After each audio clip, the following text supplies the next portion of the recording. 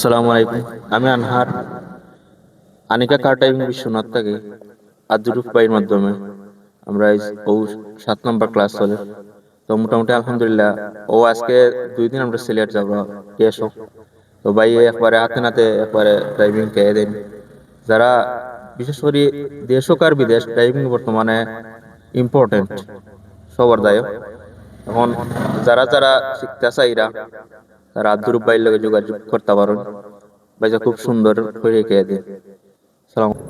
মাশাআল্লাহ, আমার আনহার ভাইয়ে খুব সুন্দর আইরো টাইপিং করা। আজকে তার 7 নম্বর দিন। আব্দুল ভাই সঙ্গে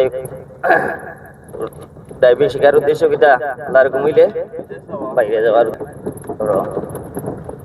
আসলে তো এখন আর আসলে ড্রাইভিং শেখা বর্তমান জরুরি কিছু মানে কারণ আত্মীয় স্বজন আছেন বাইরে, তো দেশ কইবা বলে ড্রাইভিং শিখিয়াও বাইরে হলেও না নিব অনেকে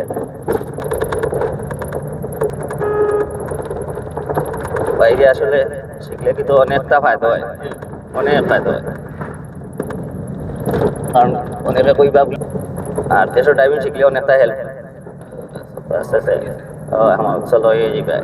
ওখান থেকে ব্রেক করে আপনার প্রস্তুত থাকতে হয়ে যাবে, সব দিতে পারে দেখে দেখে যাবে অনেকটা হেল্প। কারণ শিখে ড্রাইভিং এগুলোও জিনিস হয়তো আপনি কইবা যে এই দেশে শিখা কি দেশে গিয়ে আবার শিখা লাগে, অবশ্যই শিখা লাগে।